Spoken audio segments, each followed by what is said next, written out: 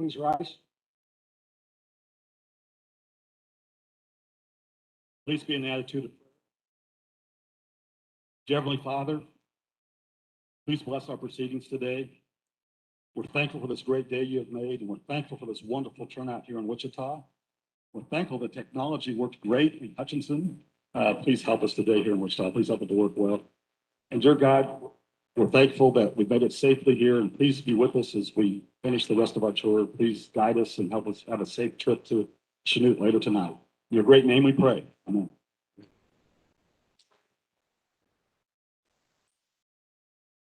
To the flag of the United States of America, to the republic for which it stands, one nation.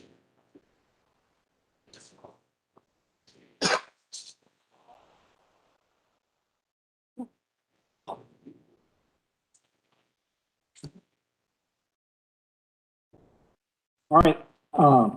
Okay, and real quick, I wanted to just highlight off to my right, your left, we have an in-person signed translators. We have Peter Oakland and Oakland, sorry, and Laura Reimer. So thank you all for doing that. All right, with that, I want to thank you guys again. Hopefully you can hear us. And if you're speaking at the mic, not really? Okay, I'll try to be more forceful. How's that? Because it's all the way up right now. And it's the same thing when you're speaking at that mic. You're going to have to really talk into the mic for people to hear you. Is this better? Can you guys at the back hear? Okay. Thank you for letting me know. All right. So we are excited to hear from you today on your public thoughts on your community. This listening tour is for the committee, but it's also for the whole body to hear from you about what's important to you about this area and what we should consider as we move through this process. I'd like to take just a quick minute to recognize a few members of the committee. First to my right is the House. Well, I guess I should start with me. I'm the chair, Chris Croft, of the House Redistricting Committee, and I'm from Overland Park. To my right is my vice chair, Representative Brad Ralph from Dodge City. And then to his right is our House ranking member, Representative Tom Burrows from Kansas City. Then to my left is the chairman of the Senate Redistricting Committee, Senator Rick Wilburn. And sir, if you'll introduce your team. I will, and thank you, and welcome everybody to this listening tour. To my far left is Senator President of the Kansas Senate, Senator Masterson, who is the Vice Chair of the Redistricting Committee. Immediately to my left is Dinah Sykes from Johnson County, who is the ranking minority member of the Senate District Committee. And I also want to mention Aletha Falscado, the honorable senator from this district, who is hosting this event. Thank you.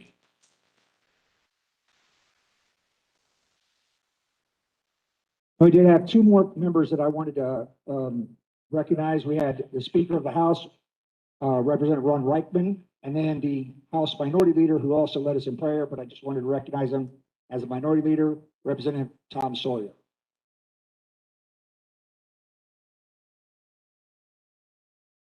And again, most importantly, though, for me, is we in the committee, we'd like to thank you all and acknowledge you for being here and being part of this process, both those that are in the room and many that are online.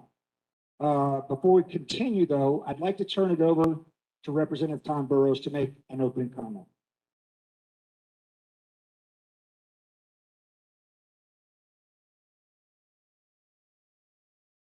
Thank you, Commissioner. To those of you that have joined us here and online for this town hall. This is our 8th stop in 3 days. Each location is an important stop. Like many of you, the committee members here want a fair and transparent redistricting process. Our compressed schedule this week is just the beginning of this monumental task. The information and testimony shared here today may very well impact your communities. Continue to let your voice be heard. And again, I want to thank you and welcome you to our meeting.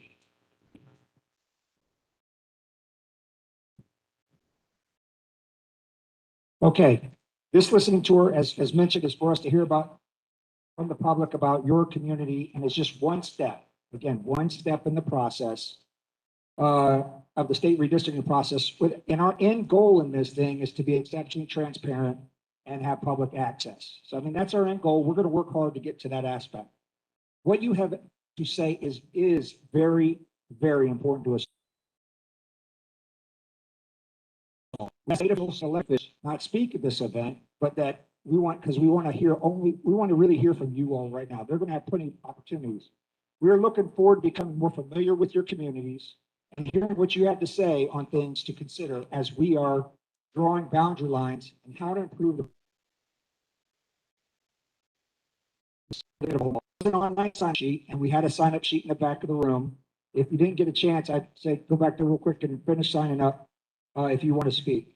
If there's a speaker that is more comfortable speaking in another language, and it would ensure the speaker's thoughts are more accurately portrayed, we encourage the speaker to use that language. We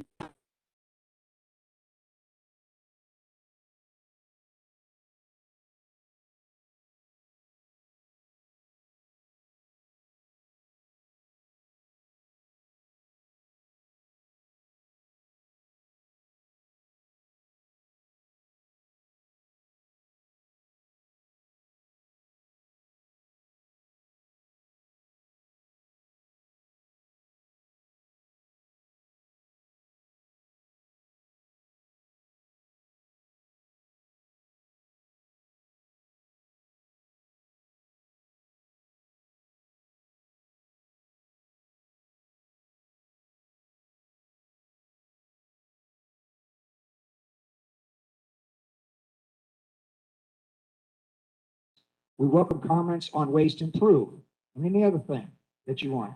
This listening tour is just one step and has been mentioned before in a very long and continual process. And to address the overall process and where we are in that timeline, I want to turn the microphone over to Jordan from the Kansas Legislative Research Department.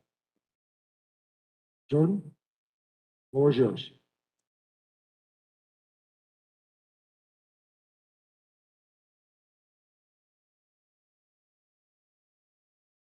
Thank you, Mr. Chair. Is the audience able to hear me, or should I get a little bit closer to the mic? Okay. Jordan, you're going to have to get really close to it. Okay. Thank you. Again, my name is Jordan Milholland. I am a senior research analyst with the Kansas Legislative Research Department, and I'm our team lead on the redistricting team. This afternoon, I have a presentation that has some slides providing information on the redistricting process. I might just pause for a moment here to see if we can get the presentation up before I continue.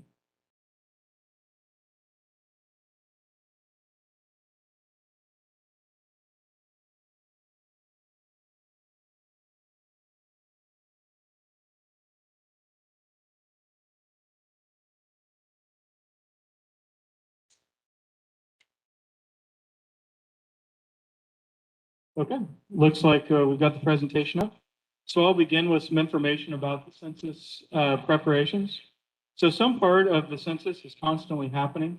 Redistricting is part of this cycle. Federal law requires states have the opportunity to participate in census preparations, and states are required to participate to get census data for certain areas of the state. Participating in this program provides states the opportunity to specify small geographic areas and to receive population totals for the purpose of redistricting. Specifically, states must participate to receive population data for precincts within the state. In Kansas, we participate through the Kansas Legislative Research Department, which is a nonpartisan entity. As is other states, they also participate through similar nonpartisan entities. And we've been participating in this process since 2015, and this process will continue till the year 2025 for this cycle. The program is broken into 5 phases. Phase 1 is the block boundary suggestion project. Phase 2 is the voting district project. Within that phase, local cities submit maps to counties, who then in turn submit those for updating as precinct lines may change. And then phase 3 is delivery of census data. As you can see there, we're expecting the legacy format files to be delivered tomorrow. And those format files actually take a little bit more manipulation to get to the data. And then we're expecting the more user-friendly set of files to be delivered by September 30th. Phase 4 is confirmation of congressional and legislative district boundaries, and that occurs after the redistricting cycle has occurred. And then phase 5 is feedback.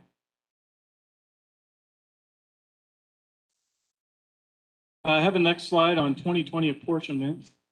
So on Census Day 2020, of course, that's a point in time count. It's a snapshot of Kansas, if you will. With that, we received the total population earlier this year. That's the only number we've received so far, but it showed that Kansas had a total population of 2,937,880, and that's for a gain of 84,762 persons. And Kansas did not gain or lose a congressional seat for this cycle. Next, I'd like to speak a little bit about the prior adjustment. So from 1988 to 2019, the Kansas Constitution and state law required an adjustment for military personnel and college students. This was done by the Secretary of State's office after we had received the census data. In 2019, the legislature passed a Senate concurrent resolution, which then put language on the 2019 ballot that was approved by voters. And that approval removed the requirement for the adjustment for students and military members. Next, I'd like to briefly discuss the process for next year for the 2022 session. To note, this is a legislative process. So all the maps that are drawn that are then submitted to committees, they become bills. So the bill language is developed based on the maps that are drawn. It's then sent into the committees and goes through the whole committee process. There are hearings, opportunities to submit testimony, and also opportunities for legislators to amend the maps if needed. The legislature proposes, votes on, and approves congressional, Kansas House, Kansas Senate, and Kansas Board of Education districts. And similarly, as part of the process, the governor has a role. So the governor either signs, vetoes, or allows the bill to become law without signature. And then finally, the Supreme Court is required to review and approve the state maps. This next slide has a little bit more detail on that process. So after these maps are approved by the legislature, they're published in the Kansas Register, and then the Attorney General must petition the court to determine the validity of these maps. And the court has 30 days from the filing of the petition to enter judgment. If the maps are determined to be valid, the process is complete until the next cycle. If the maps are determined to be invalid, they must be redrawn by the legislature. And then statute triggers several specific requirements. There's some certain deadlines in there, but just know that the summary of that process is that these maps are redrawn and resubmitted to the court until the court determines the maps is or are valid. I'd also like to highlight some KLRD resources we have available for you all. So on the Kansas Legislative Research Department website, which I've listed here, we have reports up for the 2012 cycle, so you can kind of have an idea of the information available for the current maps, but also to see the types of reports that might be generated for this coming cycle. I know the text is very small, but just know that there are quite a number of reports that are generated. And if you visit our website, you're able to explore through those reports if you like.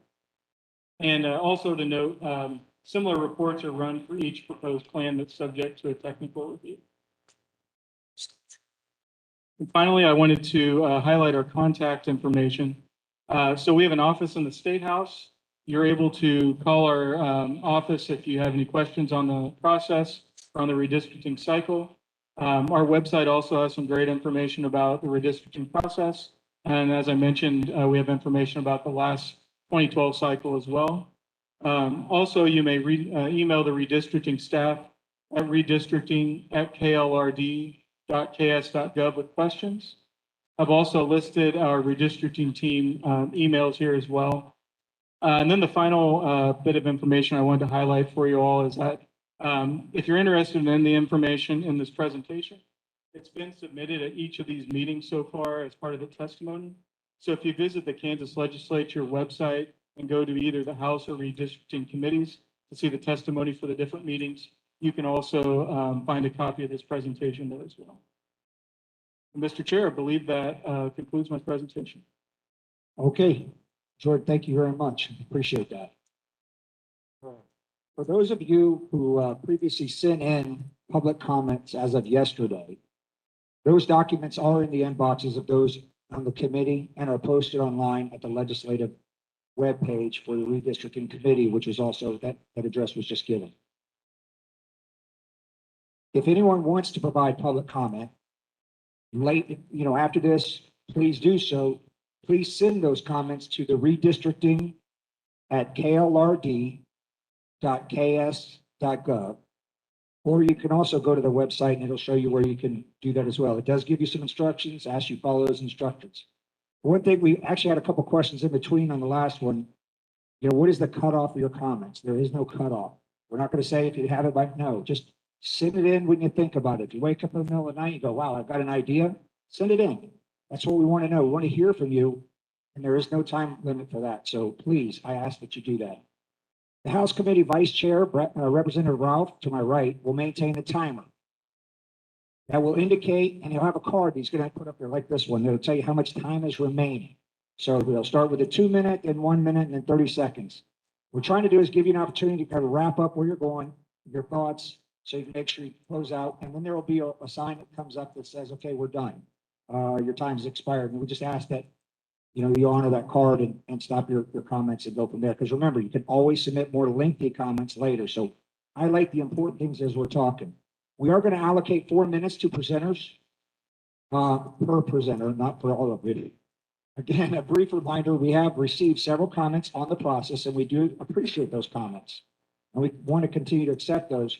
But I'd also ask you, and we've had these conversations, we're asking you to comment on your communities. Let us know what's going on. I know I've said it before, but I want to keep reiterating this.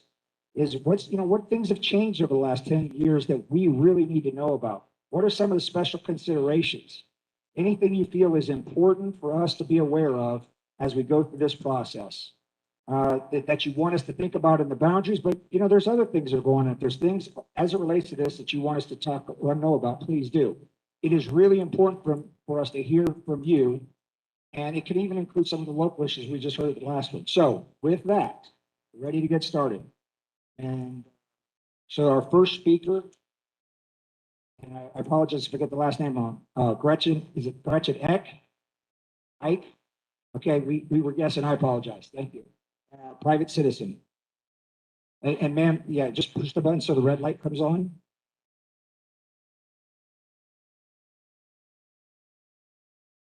I'm sorry, it's right on the front where the on-off button says. They'll come help you. Yes, someone's coming. There you go, and then just make sure you lean in so we can hear you. Thank you, ma'am. I'm Dr. Gretchen Ike, Professor Emerita of History at Burns University. I asked to speak to your committee. Ma'am, I apologize. We're not going to start you yet, but we can't hear you. So you're really going to have to get close to the mic. I'm sorry. Try again? Okay. I'm Dr. Gretchen Ike, Professor of History Emerita from Burns University. And I asked to speak with you today because I fear that your committee may gerrymander the districts to disadvantage Latinx, Black, white, urban, LGBTQ, and young voters. Gerrymandering has been prohibited by the Supreme Court since 1961. I'll mention some other cases in a minute. Federal law requires districts to have nearly equal populations, 5% more plus or minus. And it also prohibits new boundaries from discriminating against voters on the basis of race or ethnicity. Where the boundaries of these districts run can greatly affect the power of your vote, of your voters, especially if they are Latinx, Black, white, Indigenous, Asian, young, LGBTQ, young because they live in urban areas predominantly. The urban areas where most of these voters live in Kansas are where the population has increased since 2010. We gained, as we've just seen from the PowerPoint, 84,762 people. Rural, mostly white districts in Kansas tend to lose population. If you draw the boundary lines to divide communities of interest, areas where specific ethnic, religious age groups live, You are gerrymandering. If Republican legislators advantage their party for the next decade of elections by gerrymandering, by splitting up areas where the population forms a community of similar racial, ethnic interests, and reassign some people in those areas to districts predominantly white and Republican, that would reduce the power of those voters and violate their constitutional right to vote. The US Constitution may not say anything about redistricting, but it is not silent on reducing the right to vote for people according to their race, color, or ethnicity. Section 1 of the 15th Amendment to the Constitution prohibits the federal government and each state from denying a citizen the right to vote based on that citizen's, quote, race, color, or previous condition of servitude. Most of our states, 42 out of 50, require state legislative districts accommodate political boundaries, keep people of a city, a county, or a town in the same district. If the Kansas legislature divides up districts where people of color or immigrant populations reside, they will not only violate, you will not only violate the US Constitution, we will also set Kansas up for an extended and expensive court battle. Sorry. Remember what happened after 2010, after the census then, when the legislature didn't finish redistricting before the session ended. You have until the end of this next session. For the first time in history, the federal courts had to redraw the district boundaries for Kansas.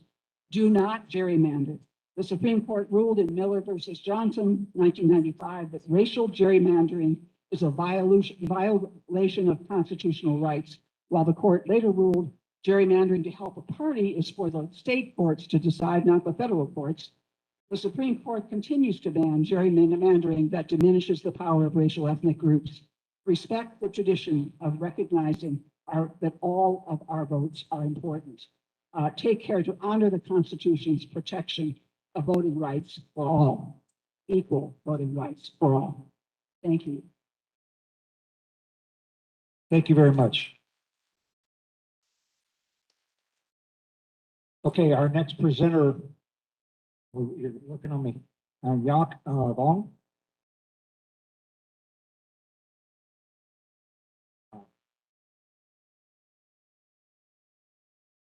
If you will, please correct my pronunciation. My apologies. Thank you. Thank you. My name is Nyap Vung. That is Nyap Vung. You can also call me Nok if you're not able to pronounce Nyap. Can you all hear me? Oh, you gotta lean in. How about now? There you go. You sure? All right. My name is Nyap Vung. I'm with Safe Streets Wichita. Safe Streets Wichita is a substance misuse prevention coalition. Our work focuses on addressing underage substance use, ensuring that people with substance use disorders get the help they need, and above all, addressing social determinants of health, or in other words, how socioeconomic factors affect substance use disorders, affect opioid overdoses, other overdoses in Wichita and Sedgwick County. Recently, I wrote a report on evidence-based strategies that could prevent opioid overdoses in the state of Kansas. Between September 2019 to September 2020, there were a record of over 93,000 opioid overdose deaths in the United States. To our understanding, that is the highest record. Furthermore, sorry, first time speaking in front of you all, but you're good. Fatalities from other drugs also increased significantly due to low concentrations of fentanyl. It should be noted that in recent years, the opioid overdose death rate among Black and Hispanic communities has increased significantly at a disproportionate rate to other populations.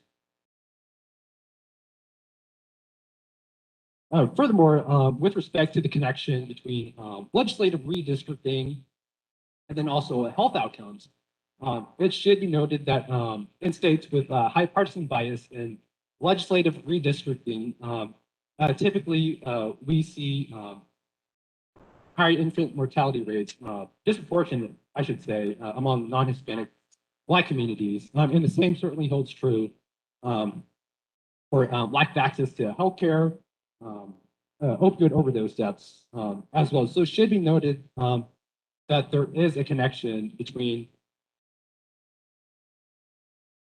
high partisan legislative redistricting processes and then health disparities. So in other words, high partisan legislative redistricting processes may exacerbate existing health disparities. Now, on behalf of our coalition, I ask that we strive for a trustworthy, truth-seeking, accountable process. And as we set course on an election map that could very well set the stage for the next decade. I ask that we have the sufficient census data to ensure that we're making properly informed decisions. And I ask that we take into mind all Kansans as we embark on this journey of legislative redistricting together. Thank you. Thank you. And just for those that couldn't hear, he represented the Safe Streets Wichita. So just so you have that. Okay, the next speaker is Martha Pint, League of Women Voters of Wichita.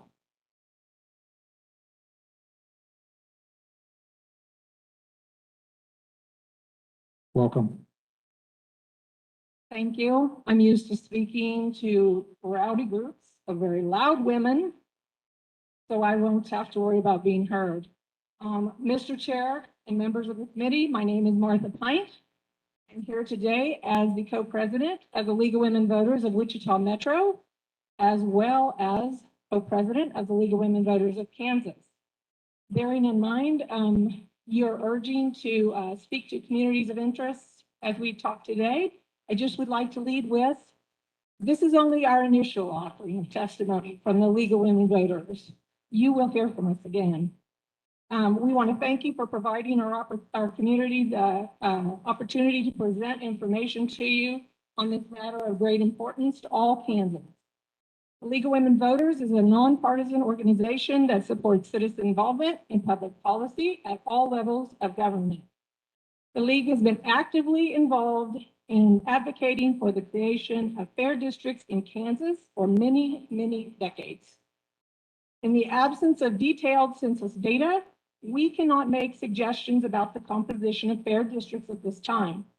However, we would like to point out two aspects of past redistricting practices that are troublesome from our nonpartisan perspective and which should not be continued in the current effort in the interest of achieving the fairest possible outcome.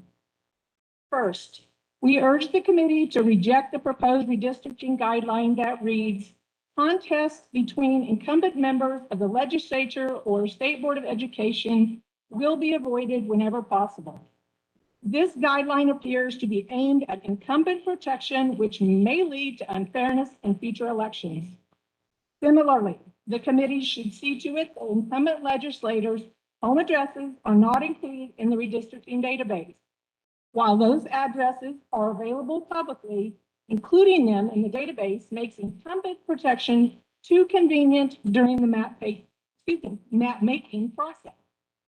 Second, the practice of including election results and/or voter registration information in the redistricting database should likewise be ended.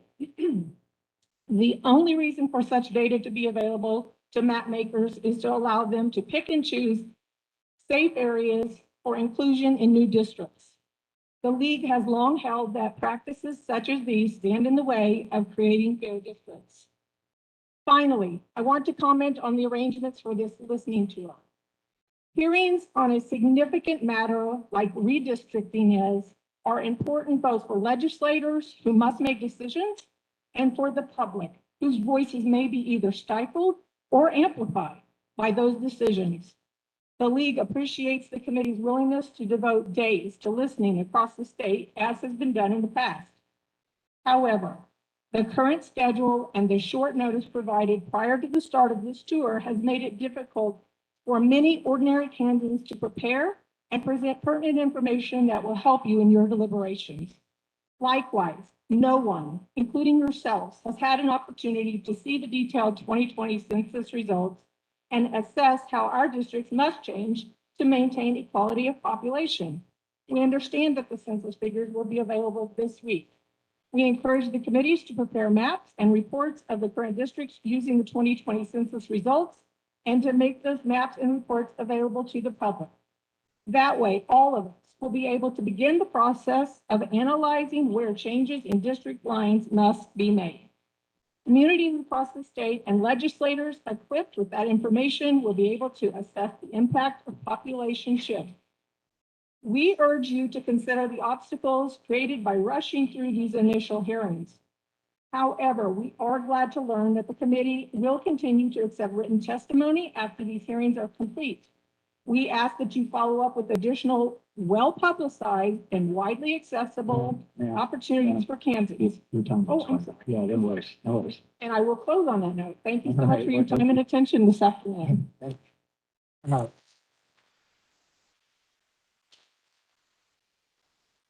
I would just ask speakers to know that the cards are over here. I know it's sometimes hard to do that, but our next speaker will be David Thorne, Sedgwick County Republican Party.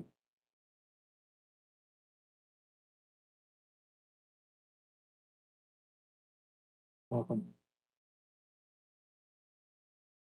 Good afternoon. Thank you for making Wichita.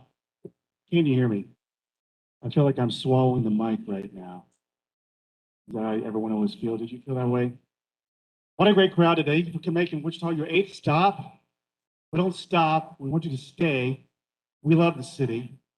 It continues to grow and change as you've seen in some of the numbers. We want you to encourage you to get to know our city better. This issue is a very important issue, and it can cause a lot of opinions and thoughts. My comments are short and simple. I ask that you do what you can to make this a unifying process. That you do what you can to listen to the people, and that you do what you can to make sure that this process is run by the voice of the people, which came through in the elections, which came through in those who were elected to conduct this process. Thank you. Okay, the next speaker will be Brian Amos.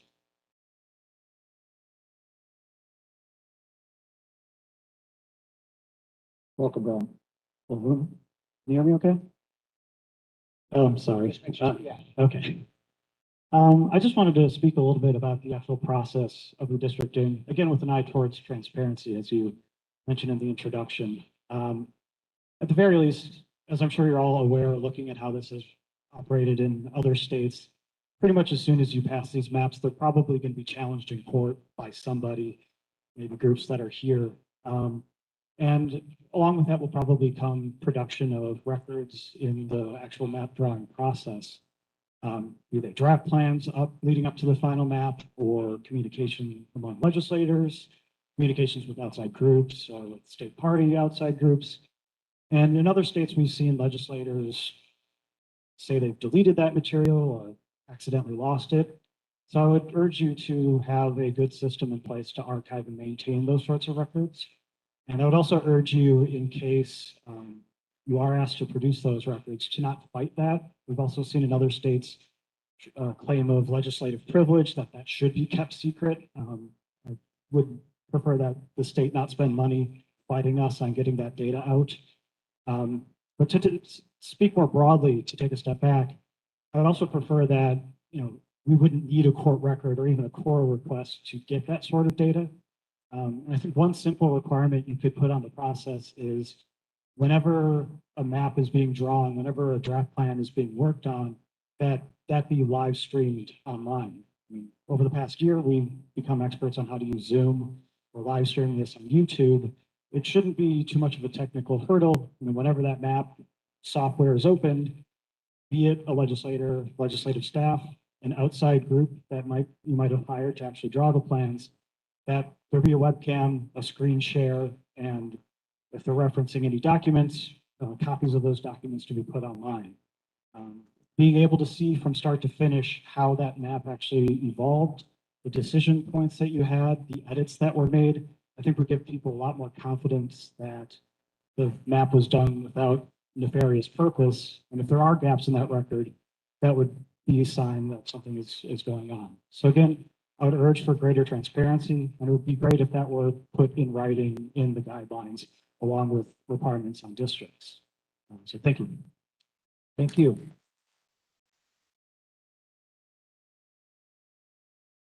Our next speaker is Jane Burns, private citizen.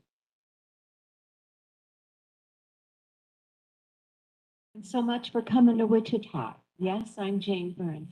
I'm going to talk about my community, my neighborhood. Can you hear me now?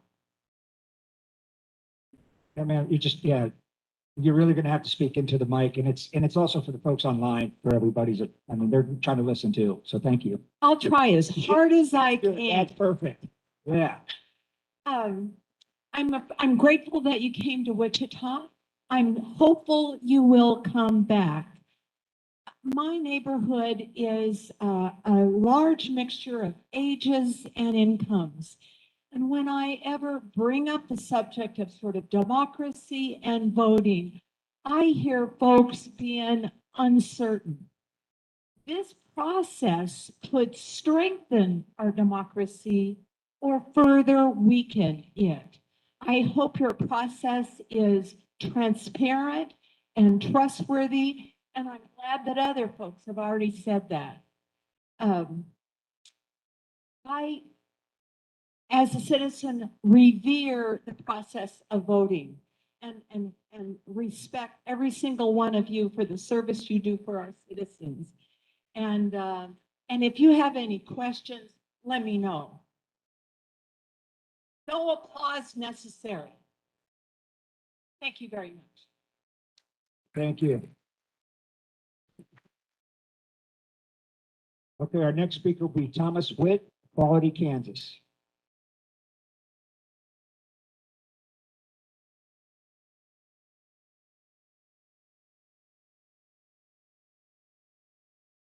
Good afternoon, Mr. Chairman, senators, representatives. I'm Tom Witt. I'm the executive director of Equality Kansas. Most of you at this table I've talked to before. We are the largest LGBTQ advocacy organization in the state. We formed in 2005, and we've had a continuous presence annoying you in the State House ever since. We started getting involved in taking positions on elections in the 2006 cycle. Every cycle since then, up till now, we have backed at least one, if not more, LGBT candidates for legislative office. It's been about 15 people that we've supported over the years, every other election cycle. And some of those election cycles have seen violence. 2010, right here in Wichita, our candidate, Dan Manning, there were death threats nailed to his apartment door, and his vehicle was torched overnight in the parking lot at his apartment building. We are one of those disadvantaged groups that has a stake in this process and in the outcome. We've worked very hard over the years to get LGBT people elected to the State House because representation matters. If you're a member of a marginalized or minority organization, being at that table, at that seat of power, means everything. It means that our community, that other marginalized communities have a stake in the outcome of our grand experiment in self-governance. In 2018, we finally, after many years of trying, were able to see 3 members of our community get elected to public office. 2 state representatives and 1 congresswoman. They all beat, well, 2 of them beat sitting incumbents. 1 of them picked up a seat that had previously been held by one of the most virulently anti-LGBT people who has ever served in the State House. And it was the first time a Democrat had served in that district as far back as I can tell. But those seats were earned. They made their case to the voters in their districts, and the voters chose them. They did not choose their voters. And that's part of where this process can go. You can choose the voters that are going to vote in the next round of elections for the next 10 years. The three that were elected in 2018, all were successfully reelected in formerly Republican districts last year. Also last year, Kansas made history by electing one of only 8 openly transgender people to the Kansas legislature. There are almost 7,400 legislators in the United States. There are 8 transgender legislators, and one of them serves a district right here in Wichita. And yeah, it was an open seat previously held by a Democrat, but given all the national controversy around the role of trans people in our society, it was a convincing and remarkable win.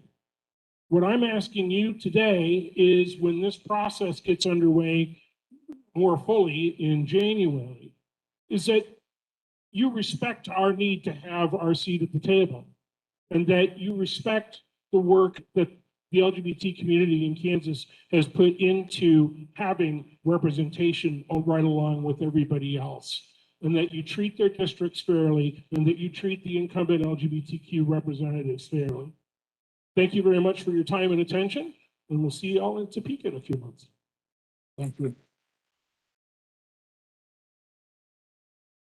Thank you, Thomas. Our next speaker will be Lisa Stoller, private citizen. Welcome.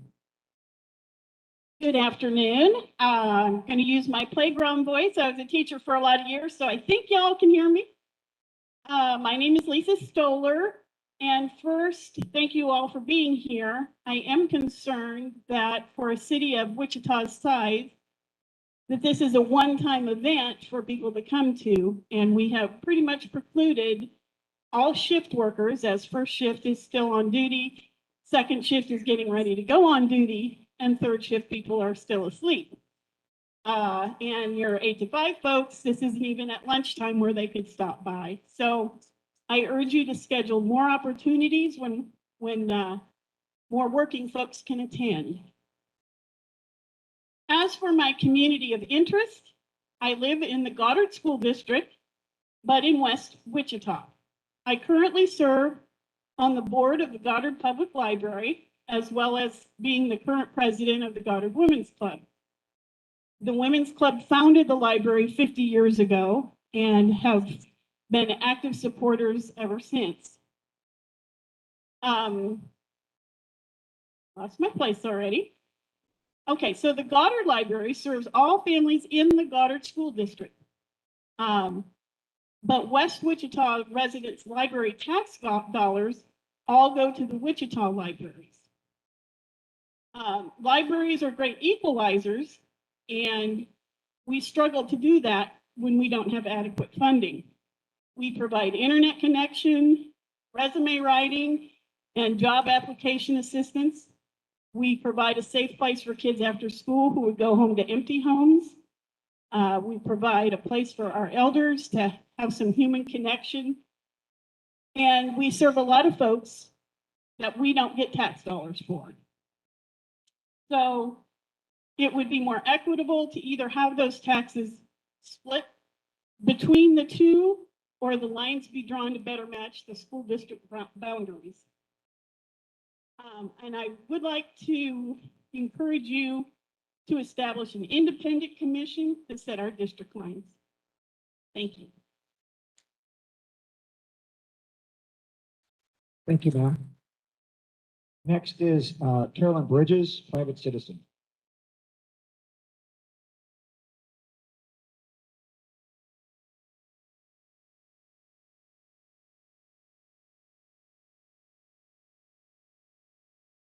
Thank you. Thank you. First of all, I applaud you all for making these series of town halls, allowing us to have input. I know you had a grueling experience the last few days. Ma'am, I apologize. They're having a hard time hearing you. No, hello? No, just talk right into it, get close. Yeah, it's just about closer. Yeah. Actually, like the person before me, I was in school cafeterias for 25 years. I don't really need a microphone, but that's all right. Anyway, thank you all for doing this. One of the things that I want you to do in redistricting is to keep Wichita as a single unit. While we have many diverse neighborhoods, we are all one city, and that's important. And I will tell you, as a former representative, I represented four very diverse communities. Economically and socially, they were very diverse, but each of the four were a comprehensive, cohesive unit. And it was easy for me to really hear their concerns and needs because of that. So I want you to not only keep Wichita as a single unit, but really look at neighborhoods as well. And lastly, I hope the legislature can come together and actually come up with a plan for redistricting. So it's not like 10 years ago where it ended up in the courts. Unfortunately, Kansas has done a number of things that have embarrassed us nationally, and that was one of them. So I hope we don't go through that again. I hope you all can come together and actually come up with a redistricting plan that really serves the members of the community. Thank you.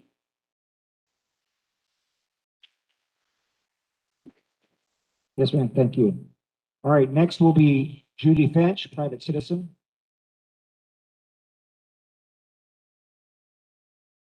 Judy Finch.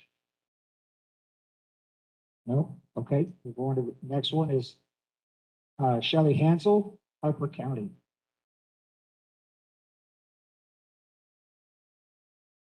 Welcome. Thank you very much. Deep breath. So I am Shelley Hansel from Harper County, and you don't have to adjust. I used to be the mayor of Wellington. I also was able to serve as the chairperson for REAP, which is the Regional Economic Area Partnership.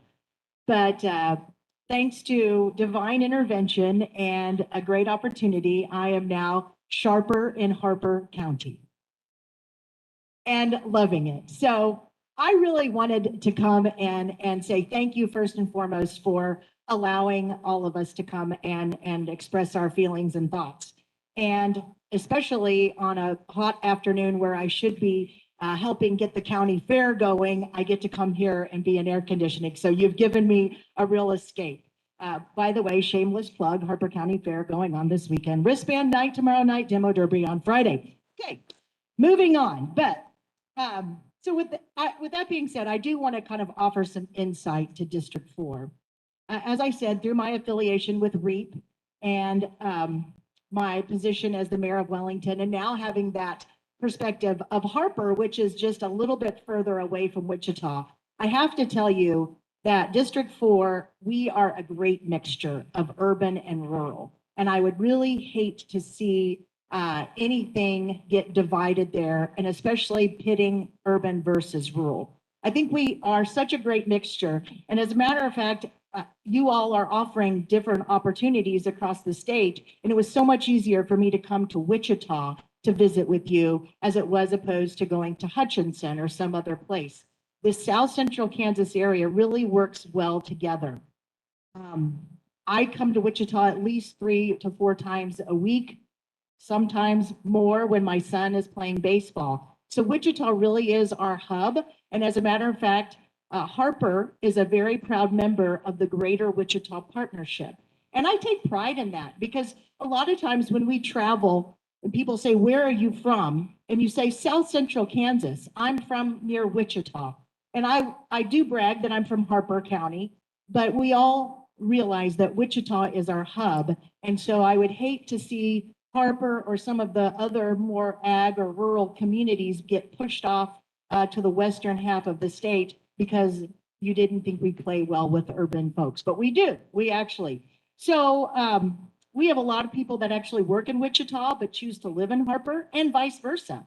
And we actually have one company in Harper County that has locations in Wichita, Reno, and Harper County. So we have a lot of companies that also provide ag, or provide aviation parts to different companies here in Wichita. So I just really am speaking on behalf of rural and Harper County, saying that we love having our big brother, big sister Wichita, and we really think that urban and rural shouldn't be separated, but should be united, so that we can elevate each other, because we all are Kansans, and that's what's most important. So thank you.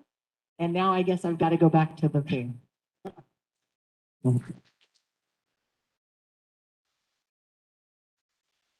Well, thank you, and I'm sure you're going to have more people coming to me. All right, that concludes all those that have signed up to testify here. We do have 8 written-only testimonies. We have Betty Phillips, private citizen, Deborah Daniels, private citizen, Robert Daniels, private citizen, Vanessa Bergman, private citizen, Sylvia Forte, private citizen, Ellen Bertels, private citizen, Andrew Weens, Wichita Regional Chamber of Commerce, and then Representative Chuck Schmidt, newly appointed, and he's here, and he's put written a testimony. All right, we seem to have just a couple minutes because of one person not being here and some other things. Is there anybody else who would like to stand up and testify here or make some comments? Please. No, please, you got to come up.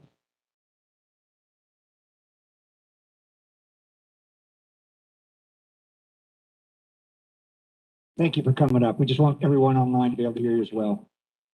I'm Deborah Daniels. You do have some written testimony from me. I am from Oxford, Kansas, which is south of Wichita, about an hour. Appreciate you all being here. And I'm a little confused about this whole entire complexity. I used to be an elementary school teacher, and my job was to take big things and break them down for small children. And to me, I would like to challenge every one of you to make this as simple as possible. Your job is to make sure that every Kansan has the ability to vote. And as simple as you can make that, then obviously the easier it's going to be for us to achieve. I think your goal should be 100% voter participation. Kansas should be a model republic to hold up to every other state in this union. And if you keep that as your #1 goal, to make sure that our districts are easy to understand, to make sure that people that have similar interests are all represented and able to have their voices heard, I don't think it should be as complicated as what we're making it. So my challenge to you is keep it simple and focus on the fact that every single registered voter in the state of Kansas should have the ability to participate as easily and as fairly as possible. Thank you.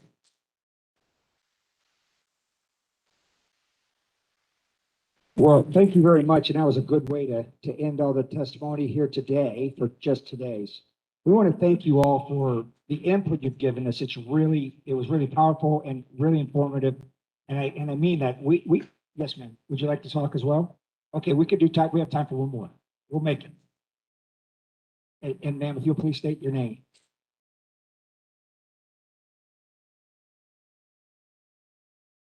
My friends are telling me I should speak. They're scared of what I'm going to say. Yes, ma'am. I've a Kansan, been one all my life, lived all over the world, and still I came back to Kansas. One of the reasons I came back to Kansas is because we have learned to live together. White, Black, Asian, Latinos, whatever, and we should have the opportunity to vote fairly. And I know that there are some of you that don't want that, and I want to know what it is you're so afraid of, especially when it comes to African Americans. I mean, we don't rub off, we're all made in God's image. And there's quite a few of us that are intelligent. We're not in the cotton fields anymore. There's quite a few of us that are inventors. So my thing is, what are you so afraid of? Let's be fair to everyone. It's a God-given right. Let's be fair. Thank you, ma'am.